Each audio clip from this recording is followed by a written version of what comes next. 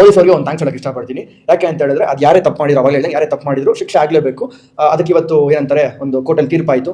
4ನೇ ತಾರೀಕು ಗಂಟ ಹೈಕೋರ್ಟ್ಗೆ ಹೋಗಿ 4ನೇ ತಾರೀಕು ಕೇಸು ಅಂತ ಹೇಳಿದರೆ ಥ್ಯಾಂಕ್ ಯು ಸೊ ಮಚ್ ಎಲ್ಲ ಪೊಲೀಸರಿಗೂ. ಇದೇ ರೀತಿ ನೇಹಾ ಹಿರೇಮಠ ಅವ್ರ ಕೇಸು ಆಯಿತು, ಮತ್ತೊಬ್ಬರು ರೇಪ್ ಕೇಸ್ ಆಯಿತು, ಯಾರೋ ಮಗುನ ಅತ್ಯಾಚಾರ ಮಾಡ್ತಾರೆ, ರೇಪ್ ಮಾಡ್ತಾರೆ, ಮತ್ತೊಂದು ಮಾಡ್ತಾರೆ, ಎಲ್ಲದ್ರದ್ದು ಮೇಲೆ ಅಣ್ಣ ಇದೇ ಥರ ಇರಬೇಕು.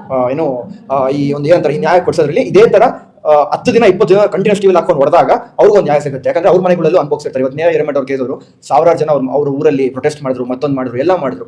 ಅದು 2ನೇ ದಿನಕ್ಕೆ 3ನೇ ದಿನಕ್ಕೆ ಮ್ಯಾಟ್ರ್ ಕ್ಲೋಸ್ ಆಗೋಯ್ತು. ಯಾಕೆ ಅಲ್ಲಿ ಯಾರು ದೊಡ್ಡ ವ್ಯಕ್ತಿ ಅನ್ನೋದು ಇರಲಿಲ್ಲ. ಅದಕ್ಕೋಸ್ಕರ ಇಲ್ಲಿ ದರ್ಶನ್ ಅವರು ಇಲ್ಲ ಡಿ ಬಾಸ್ ಅವರು ಇಲ್ಲ ಮತ್ತೊಂದು ನೀವೆಲ್ಲ ಏನು ಕರಿತಾ ಇರ್ತಾರಲ್ಲ ಇವಾಗ ಮೀಡಿಯಾದಲ್ಲಿ ಕೂತ್ಕೊಂಡು ಅವರು ಇವರು ಅಂತ, ಅದಕ್ಕೋಸ್ಕರ ಅವ್ರು ಎಲ್ಲರಿಗೂ ಹೇಳ್ತೀನಿ, ಪ್ಲೀಸ್ ದಯವಿಟ್ಟು ಒಂದು ರಿಕ್ವೆಸ್ಟ್ ಮಾಡ್ಕೊತೀನಿ, ನೀವುಗಳೇ ಪ್ರಮೋಟ್ ಮಾಡಿದಿರಾ, ನೀವುಗಳೇ ಬೆಳೆಸಿದಿರಾ, D boss, challenging star, box office sultan, ಮತ್ತೊಂದು ಥರ ಹೆಸರುಗಳು ಕೊಟ್ಟಿದ್ದೀರಾ. ಇವತ್ತು ಅದೇ ರೀತಿ ಬೇರೆ ಥರ ಪುಟ್ರಾಗ ಹೋದ್ರೆ ನಿಜವಾಗ್ಲೂ ಮನಸ್ಸಿಗೆ ಬೇಜಾರಾಗ್ತಾನೆ. ದಯವಿಟ್ಟು ಯಾರು ಮಾಡಕ್ಕೆ ಹೋಗ್ಬೇಡಿ. ಅದಕ್ಕೆ ಗುರು ಸ್ವಲ್ಪನಾದರೂ ಎಜುಕೇಷನ್ನು, ಸ್ವಲ್ಪನಾದರೂ ಜ್ಞಾನ, ಎಜುಕೇಷನ್ ಇಲ್ಲ ಅಂದರೂ ತಿಳುವಳಿಕೆ, ಜ್ಞಾನನಾದರೂ ಇರಬೇಕು ಅನ್ನೋದು.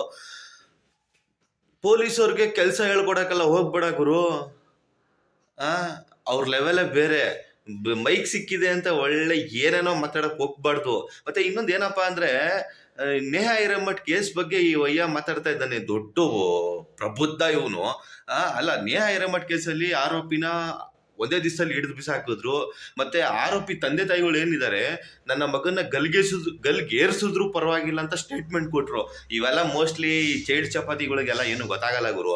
ಮೋಸ್ಟ್ಲಿ ಇವರೆಲ್ಲ ಚಾನಲ್ ನೋಡಲ್ಲ. ಯಾರೋ ಒಬ್ರು ಮೈಕ್ ಹಿಡಿದಿದ್ದ ತಕ್ಷಣ ರಾಜವಲಿಗಳಂತೆ ಏನೋ ದೊಡ್ಡ ಸೆಲೆಬ್ರಿಟಿ ತರ ಇವ್ನಿಗೋಗಿ ಮೈಕ್ ಹಿಡಿತಾರೆ. ಏನೋ ಪೊಲೀಸರಿಗೆ ಕೆಲಸ ಹೇಳ್ಕೊಡೋ ಲೆವೆಲ್ಗೆ ಅಣ್ಣ ಮಾತಾಡ್ತಾನೆ. ಅಯ್ಯೋ, ಅದಕ್ಕೆ ಗುರು ತಿಳ್ಕೊ, ಸ್ವಲ್ಪ ತಿಳುವಳಿಕೆ ಅನ್ನೋದನ್ನ ತಿಳ್ಕೊ, ಸ್ವಲ್ಪ ಮಾತಾಡೋದನ್ನ ಇನ್ನೂ ಕಲಿಯೋದು ಬೇಜಾನಿದೆ, ನೀನು ಕಲ್ತ್ಕೊ ಅಂತ ಈ ಸಂದರ್ಭದಲ್ಲಿ ಹೇಳ್ತೀನಿ. ಸ್ನೇಹಿತರೆ, ಅಣ್ಣವರು ತುಂಬಾ ಜೋರಾಗಿ ಮಾತಾಡಿದ್ದಾರೆ. ಇದ್ರ ಬಗ್ಗೆ ನಿಮ್ಮ ಅಭಿಪ್ರಾಯ ಏನಾದರೂ ಇದ್ರೆ ಕಮೆಂಟ್ ಬಾಕ್ಸಲ್ಲಿ ಕೊಟ್ರಪ್ಪ. ಹಾಗೆ ಒಂದು ವಿಡಿಯೋನ ಶೇರ್ ಮಾಡಿ. ನಮಸ್ಕಾರ.